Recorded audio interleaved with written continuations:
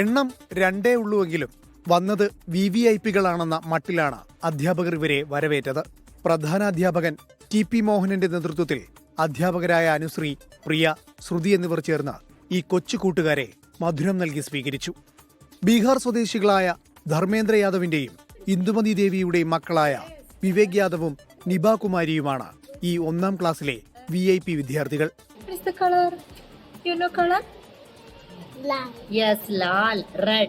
നമ്മുടെ സ്കൂളിൽ ഈ വർഷം 1ാം ക്ലാസ്സിലേക്ക് അഡ്മിഷൻ വന്നത് 2 ബീഹാറി കുട്ടികളാണ്. ഭാഷയുടെ കമ്മ്യൂണിക്കേഷൻ പ്രശ്നമുണ്ട്.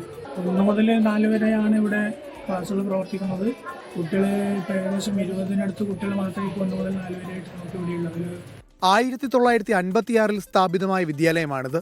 നിലവിൽ 1 മുതൽ 4ാം ക്ലാസ് വരെയുള്ള ആകെ കുട്ടികളുടെ എണ്ണം വെറും 13 പേർ മാത്രം. ഇതിൽ 5 കുട്ടികൾ മാത്രമാണ് മലയാളികളായുള്ളത്. കഴിഞ്ഞ വർഷം 1ാം ക്ലാസ്സിൽ 5 കുട്ടികളുണ്ടായിരുന്നു. അതിൽ 3 പേര് അന്യസംസ്ഥാനത്ത് നിന്ന് വന്ന കുട്ടികളായിരുന്നു, 2 കുട്ടികളും മലയാളികളും.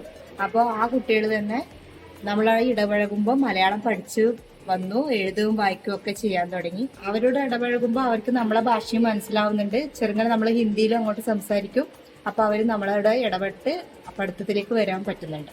കുട്ടികളുടെ കുറവ് ഒരു പ്രതിസന്ധിയാണെങ്കിലും മുന്നിലെത്തുന്ന ഓരോ കുട്ടിക്കും ഏറ്റവും മികച്ച വിദ്യാഭ്യാസമാണ് അധ്യാപകർ നൽകുന്നത്. എണ്ണം കുറവാണെങ്കിലും ഈ കുരുന്നുകളുടെ ചിരിയും പഠനവും കൊണ്ട് രാമന്തളി LP സ്കൂൾ ഇനിയും സജീവമായി തന്നെ മുന്നോട്ടു പോകണമെന്നാണ് നാട്ടുകാരുടെ ആഗ്രഹം. 24 കണ്ണൂർ.